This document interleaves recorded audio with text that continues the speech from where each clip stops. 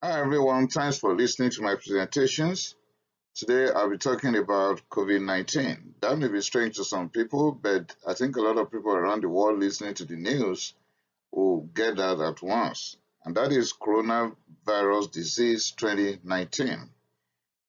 This will be my third edition as for coronavirus.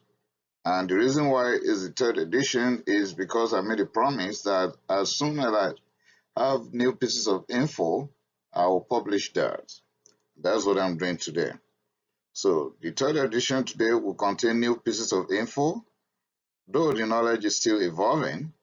But on February 2020, that was just last month, the World Health Organization named the virus COVID-19, that is coronavirus disease 2019. And they have identified the causative agent to be SARS-CoV-2, that is severe acute respiratory syndrome coronavirus 2. Well, sit back with in mind that you're going to get new pieces of info on top of what you've heard from me on my channel. Then let's go. COVID-19, like I've said earlier, is coronavirus disease 2019 that the World Health Organization decided to name on February 2020, last month. So this is my own third edition because things are changing. The knowledge is evolving and is still evolving at the moment. It's now a pandemic situation, now spreading globally. The causative agent has been identified as SARS-CoV-2, which is severe acute respiratory syndrome coronavirus 2. The incubation period, judging from all files from Center for Disease Control from China, from Disease Control Center in US, World Health Organization, up to date, and the news is still between 2 to 14 days, which means some people could start showing symptoms even within 5 days of acquiring the causative agents. So the incubation period is still variable, but the maximum days will be 14 days and could be as early as 5 days. So it is safe to say 2 to 14 days. Generally, coronaviruses are medium-sized. They are envelope positive stranded RNA with crown-like appearance in electron micrographs. They are found everywhere, hence they are called community-acquired coronaviruses. Mostly, they occur in winter times, but infections can actually occur at any time of the year. They are mostly clinically diagnosed, but to support our suspicion, particularly in the phase of pandemic, then we embark on laboratory diagnosis as well, even radiological, CT scan, and chest X-ray. By the time we go into the diagnosis, I'll dwell more on that. And even treatment, I will talk more about how we could handle the situation, but mainly supportive. Some are using highly active antiretroviral therapy. We'll go into that when we reach treatment.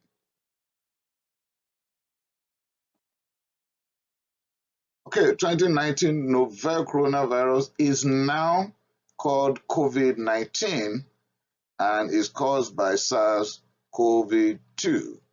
So it's formerly known as novel coronavirus. But this is my third edition, so it's no more a novel because we now have a fixed name. The World Health Organization solved the problem, changing the name from novel coronavirus to COVID-19 last month, February. Is now the causative agent is now known to be SARS-CoV-2, that is severe acute respiratory syndrome coronavirus 2. It is originally from Wuhan, Hubein province in China. Started in 2019, end of the year, and still on at present and spreading to many countries, with more cases showing in North America, Asia, Europe, and other parts of the world. It is associated with seafood market, and human-to-human transmission has been confirmed. From Wuhan comes the 2019 novel coronavirus that is now known as COVID-19. It is a beta coronavirus just like SARS. Incubation period is from 2 or 5 days to about 14 days. So in other words, if somebody is suspicious of having coronavirus and the individual has not developed any symptom the first to 5 days up to 14 days and beyond, then no more problem. And that is why everyone that is undergoing quarantine right now worldwide, the maximum days to keep them isolated from the rest of the world is 14 days. If there's any case that is proven and established, please notify the public health authority in your jurisdiction.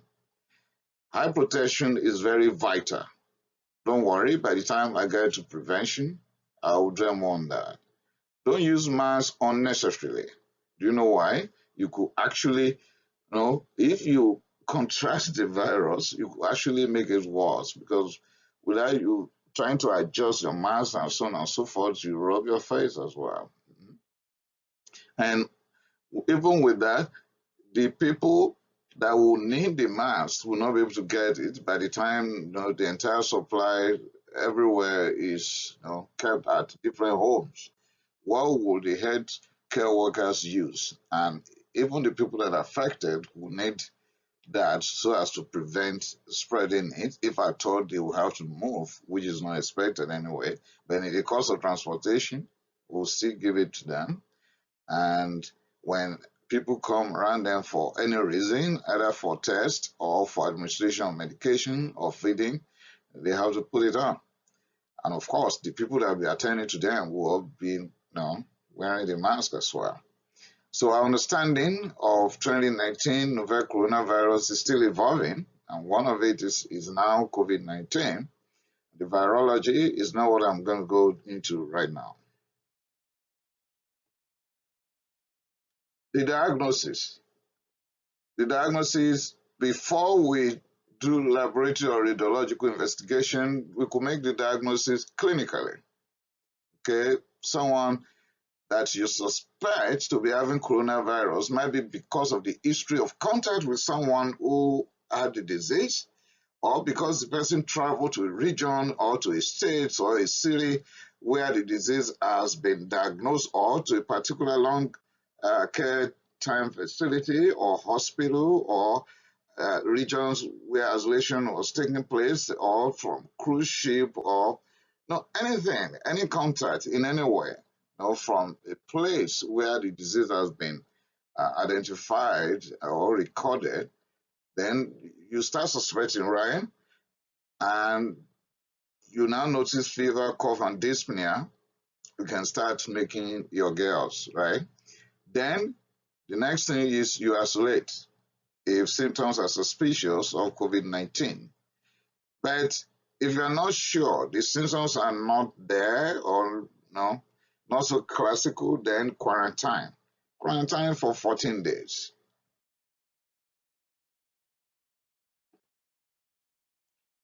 Okay, you've gone past that level. Now you want to do laboratory test. Might be because you are now almost sure that this is coronavirus. Then you can get sputum, get tracheal aspirate, nasopharyngeal swab, oropharyngeal swab, bronchoalveolar lavage. What do you want to do with all this? Polymerase chain reaction test. And we can get the stool of affected person or the urine for reverse transcriptase polymerase reaction test. And we can do lumbar puncture, but be careful. Maybe the person is debilitated for the sake of your license. You can have CT of the head done ahead of doing lumbar puncture. You know that, right? So have CSF for human coronavirus OC43. Immunofluorescence antigen detection as is possible. Some will do tissue culture, but it's actually discouraged. No, that should not be done. It's risky. Don't do tissue culture. Still on diagnosis now, we've taken the blood. We want to know what's happening with complete blood count, not because we're afraid that this will lead to anemia, but we're likely going to pick lymphopenia. That is very common. We can see leukocytosis or leukopenia. And when you do the liver enzymes, it's likely going to be raised. If you do your D-dimer, it might be raised. And when you check procalcitonin, it might be within normal range. Please check my channel for procalcitonin. I've made a complete presentation on procalcitonin, and that will guide. Procalcitonin is very useful to know whether the sepsis we're dealing with is caused by bacteria or not. And then when it's caused by bacteria and you are administering your antibiotics, you want to know how effective your antibiotics, is or are. So you check, procalcitonin to determine that. Radiologically, CT findings are now revealing viral pneumonia that will eventually turn out to be positive for SARS-CoV-2 in some suspected cases.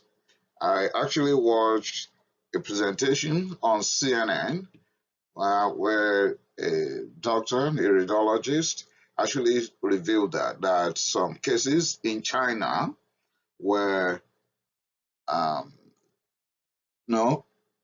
having CT scan done, and the presentation was such the same pattern that eventually turned out to be coronavirus when laboratory investigation was done later on. But chest x-ray will show infiltrate bilaterally.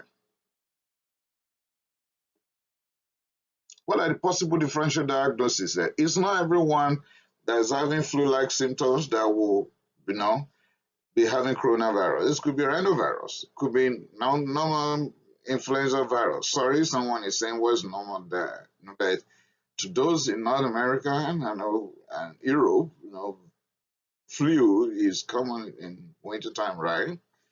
Respiratory syncytial virus is a possible differential, and Middle East respiratory syndrome coronavirus is another, and severe acute respiratory syndrome coronavirus is possible, which is what we're dealing with now, SARS. Now, this time around is SARS-2. What are the possible symptoms?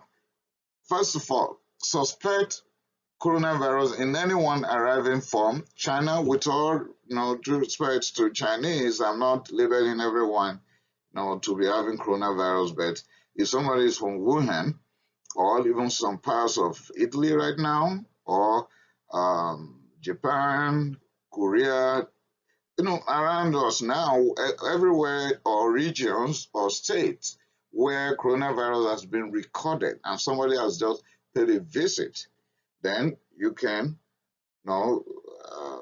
just keep an eye, okay?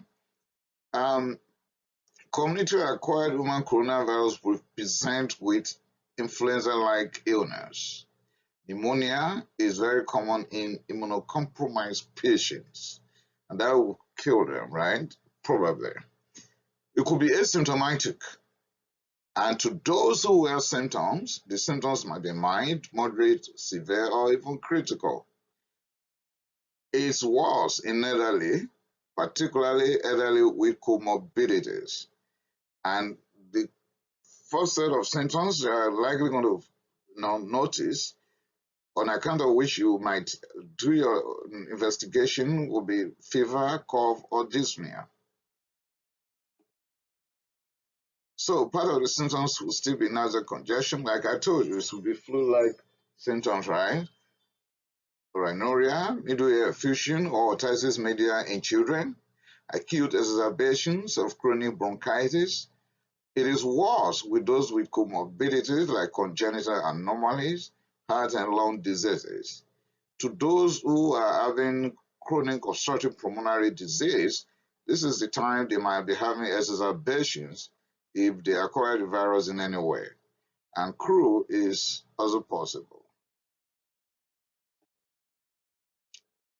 Still on symptoms, bronchiolitis or Bitter syndrome is possible, diarrhea in infants, necrotizing enterocolitis in newborn, nausea, vomiting, abdominal pain, chills, headache, myalgia, and even generalized encephalitis. Very possible. Now, still on symptoms, there could be association with Kawasaki disease, but that is not yet proven, like pneumonia, I've said, particularly in immunocompromised, breathing difficulties, respiratory failure, and they can have septic shock, from septic shock to death. And recovery is expected in 2 to 6 weeks. I decided to put recovery last because that is what I wish for everyone affected. I don't want them dead, but death is possible from septic shock or respiratory failure. But to those who will escape that, and I think a larger number of people will do, recovery is expected within 2 to 6 weeks. When it comes to the treatment of coronavirus, there is no definitive treatment yet. Okay? There's no specific agent to treat this virus. So no treatment yet, but supportive intervention. Glucocorticoids have been used by some people, but that is not good. It's expected to be used only by people having COPD. So if your patient is not having COPD, glucocorticoids might do more harm than good. Chloroquine is not yet established in humans. So I'm not suggesting that you use it right now. No. Remdesivir is a novel nucleotide analog that is also undergoing investigation.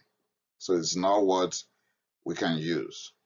Lopinavir and ritonavir, that is protease inhibitor combination, is also undergoing investigation. Some people now reported that they've used it, but I'm not suggesting here that you should be using it because it's not yet completely established or proven. You test infants of the affected mothers and watch for 14 days if the first test is negative. Okay? And that is like you are putting the child under quarantine, right? Let the affected mothers express breast milk and let someone else who is not having the virus, like a healthy staff or healthy family member or friend, administer the breast milk to the infant. And while the mother is expressing breast milk, all precautions should be taken, including covering the mouth and the nose, because along the line she might sneeze or cough.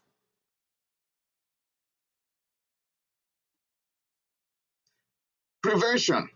In fact, that is the key. That is the key here, prevention. The first thing is education. And that's what I'm doing now. You could see the way I capsulized it here. Education. Now, if information brings transformation, they say, right?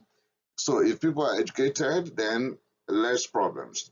One, spread. It spreads through droplets. Therefore, let's have eye protection, no rubbing of the eye. And the reason why some people are actually advising people to stop using masks indiscriminately. Hand washing. You could see how Bowden and colored it, right? That is very, very important. Hand washing copiously anytime, anywhere you go, after touching anything, please do. Cover your cough or sneezes. Very good etiquette, right? You will help many people around you. Dispose properly any item in contact with affected people, including protection gear that we might use in attending to affected people. Health workers and affected people should wear masks when interacting with affected people or interacting with someone else. No work or school if you are symptomatic. Please help others around. No, even when you are home, make sure you are isolated, but report, let the hospital know, and call ahead of time before you go to the hospital so that they will get prepared for you. Once you are entering the hospital, the receptionist, the nurse, will give you the face mask from the reception. And you can quarantine yourself or isolate yourself. But if you don't, government will actually do. If you have traveled to region with recorded cases, like people are now on cruise ships, being on quarantine, and some are just upset. I'm sorry about that. It's painful. It's not comfortable, but it's needful. And once the case is identified, proven, laboratory investigation, then isolation. Single room will be preferred. Okay, you can use chlorozide, benzalkonium chloride, chlorhexidine, and vaccine is still on the way, not yet here. Still on prevention. Affected mothers should express breast milk, I've said that earlier. Have the newborn of affected mother tested. Minimize transportation. I think some people, some countries are taking that measure right now. But if you must travel to affected towns, cities, states, provinces, or countries, please avoid animal droppings. No raw or undercooked meat. Avoid dead and live animals. No farm trips and no abattoir visitation. Vitality is still rising, but don't panic. Only be careful. With that, I've come to the end of this presentation. Kindly subscribe to my channel, and I promise, if I have any new pieces of info, I will gladly publish that. Thank you. I appreciate it. Remember to subscribe as well, and forward to your friends. Let's take all the measures to prevent more deaths. Thank you.